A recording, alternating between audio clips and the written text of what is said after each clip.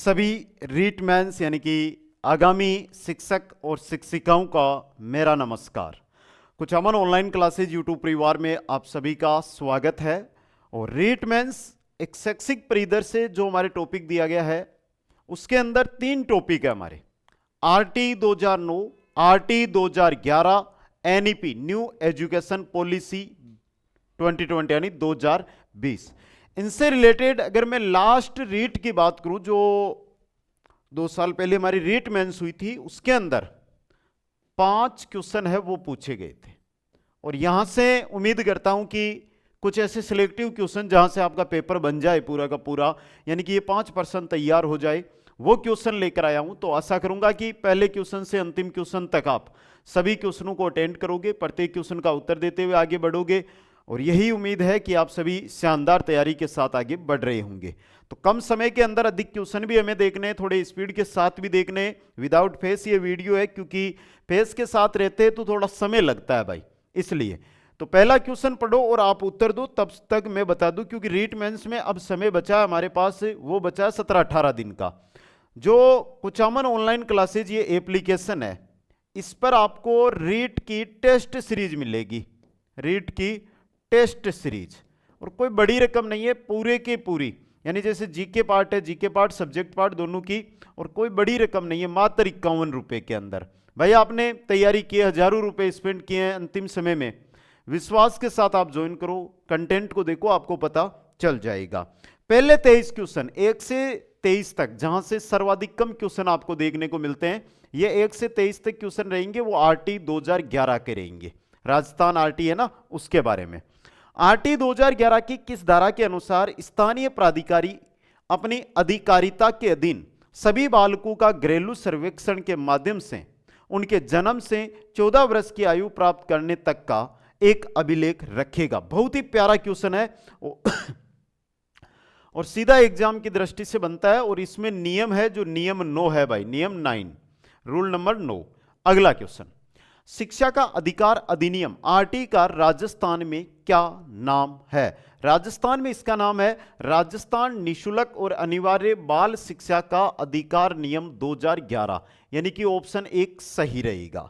अगला क्वेश्चन देखो, राजस्थान आरटी नियमावली 2011 के कौन से अध्याय में विद्यालय प्रबंधन समिति यानी कि एसएमसी, थोड़ा सा ध्यान रखना, एसएमडीसी और एसएमसी, यहां से सीधा क्वेश्चन पिछली बार आया था। और एसएमसी का जो उल्लेख है वो किसके अंदर है?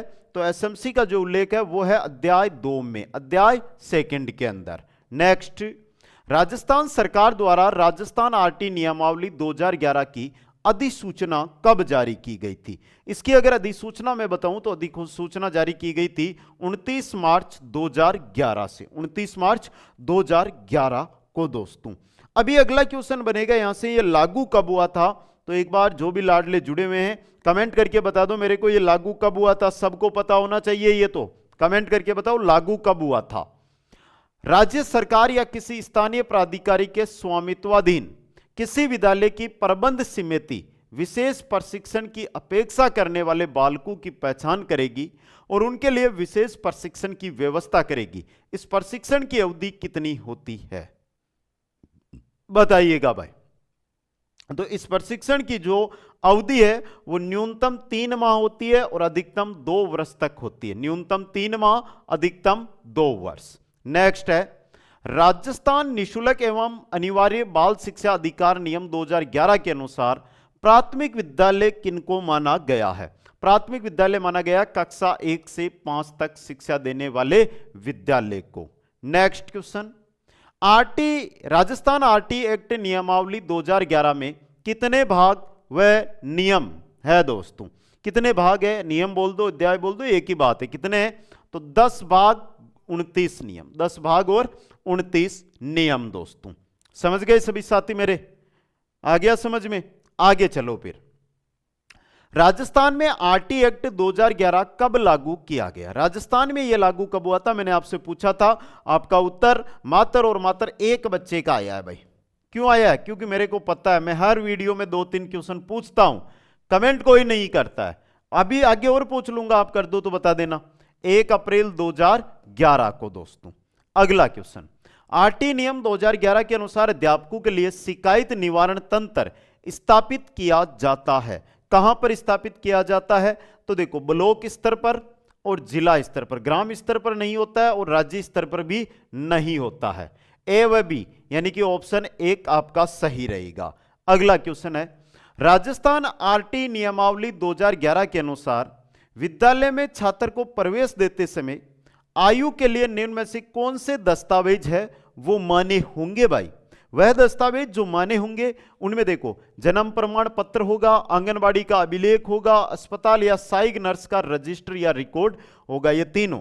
तो उपयुक्त सभी ऑप्शन 4 सही रहेगा।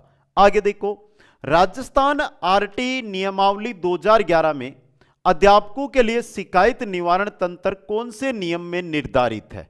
कौन से नियम में निर्धारित है? तो यह है नियम 24, नियम 24 के अंदर दोस्तों। अगला क्वेश्चन, निम्न में से कौन सी विशेषता आरटी अधिनियम 2011 की नहीं है? 2011 की इनमें से देखो, 6 से 14 वर्ष आयु वर्ग हेतु मुक्त शिक्षा है, प्राइवेट ट्यूशन का समापन है, बालकों को शारीरिक दंड व मानसिक प्रताड़ना बिल्कुल निषेध रहेगी, निजी विद्यालयों को प्रोत्साहन, ये नहीं है भाई। चौथा ऑप्शन 4 यहां पर गलत दिया हुआ है। क्वेश्चन नंबर 14 देखिएगा, राजस्थान निःशुल्क एवं अनिवार्य बाल शिक्षा का अधिकार नियमावली 2011 के अनुसार किस अध्याय में विद्यालयों एवं अध्यापकों के उत्तरदायित्वों का उल्लेख किया गया है?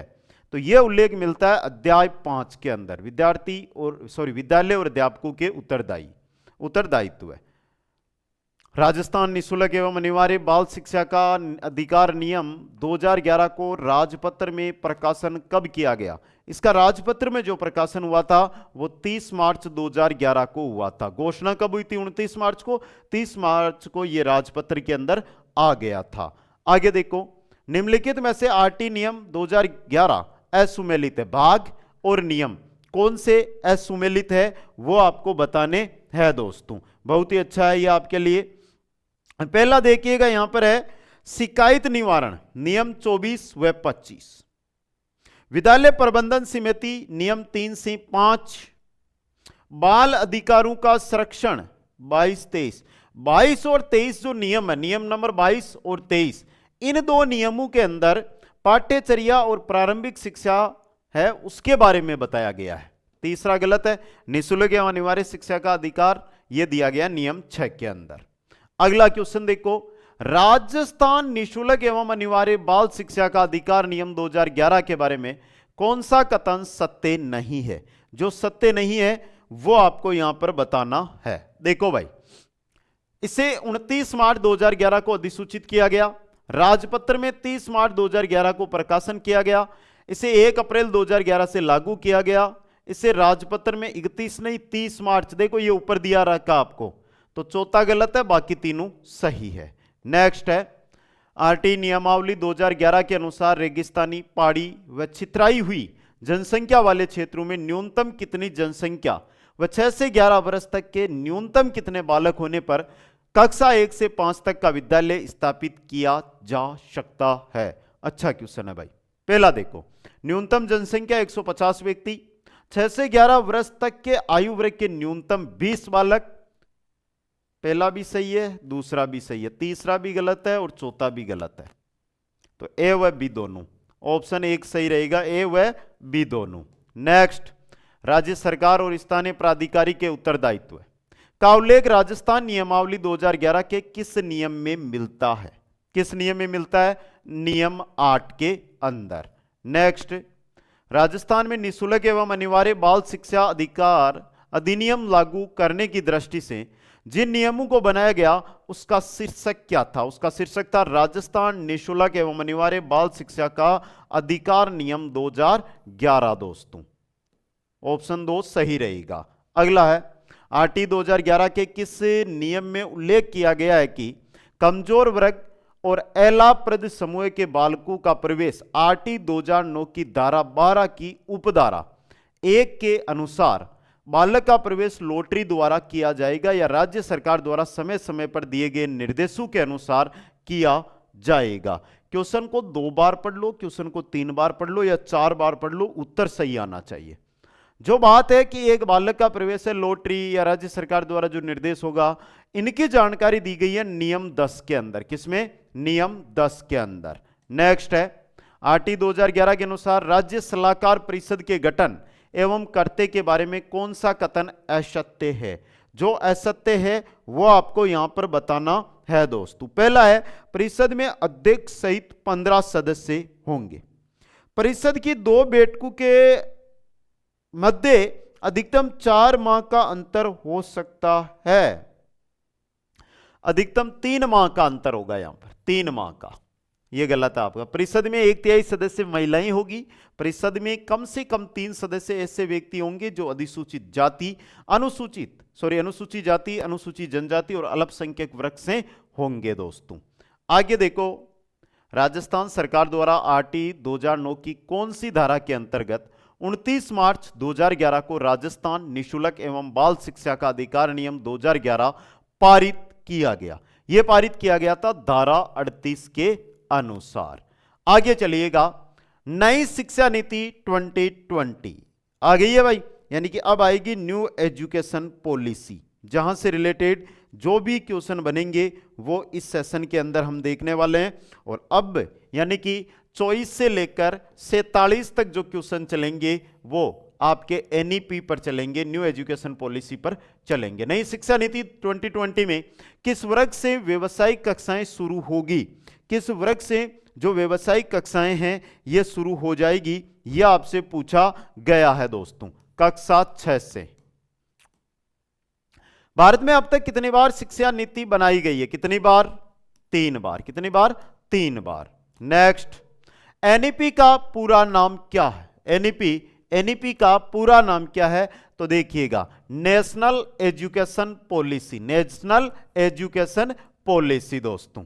अगला क्वेश्चन, क्वेश्चन नंबर 27 है, एनईपी 2020 के तहत शिक्षक द्वारा किस कक्षा तक मातृभाषा या क्षेत्रीय भाषा में पढ़ाई करवाई जाएगी? किस तक भाई?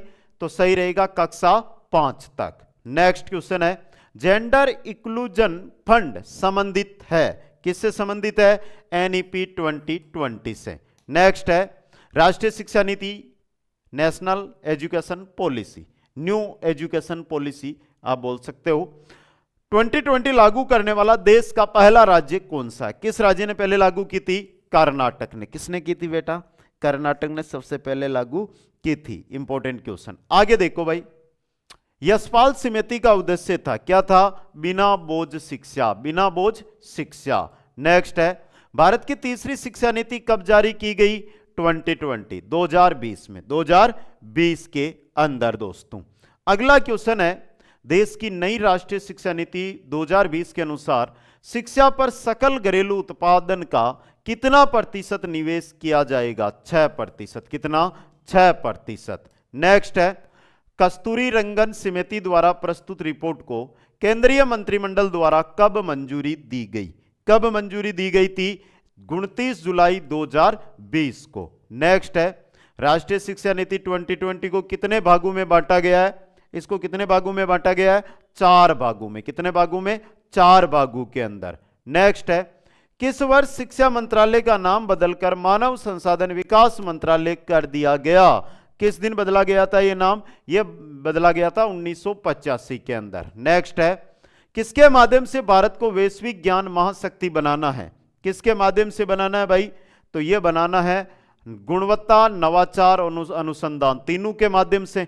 तो आपका सही रहेगा उपयुक्त सभी के माध्यम से। नेक्स्ट है, एनईपी 2020 के तहत किस वर्ष तक स्कूली शिक्षा में 100% नामांकन अनुपात प्राप्त करना है? कब तक? 2030 तक। कब तक? 2030 तक। नेक्स्ट है, एनईपी 2020 के तहत वर्ष 2025 तक किस कक्षा तक के विद्यार्थियों को मूलभूत साक्षरता का ज्ञान सुनिश्चित करवाया जाना है? किस कक्षा तक? तो सही रहेगा कक्षा 3 तक। नेक्स्ट है, स्कूली शिक्षा में सुधार के मध्य स्तर चरण में किस वर्ष के आयु के बच्चों को रखा गया है? किस आयु वर्ग के बच्चों को रखा गया है? 11 से 14 वर्ष के बच्चों को। नेक्स्ट है, न्यूरोसाइंस के अनुसार बालक के मस्तिष्क का 85% विकास किस उम्र से पहले ही विकसित हो जाता है? किस उम्र? 6 वर्ष की उम्र से पहले ही। नेक्स्ट है, पूर्व प्राथमिक शिक्षा किस मंत्रालय के अधीन आंगनबाड़ी केंद्रों में संचालित की जा रही है? किस मंत्रालय के अधीन यह आंगनबाड़ी केंद्रों में संचालित की जा रही है? महिला एवं बाल विकास मंत्रालय के अधीन। नेक्स्ट है, एनईपी 2020 के तहत किस वर्ष का बालक शिक्षा प्रारंभ कर सकता है? 3 वर्ष का बालक शिक्षा प्रारंभ कर सकता है।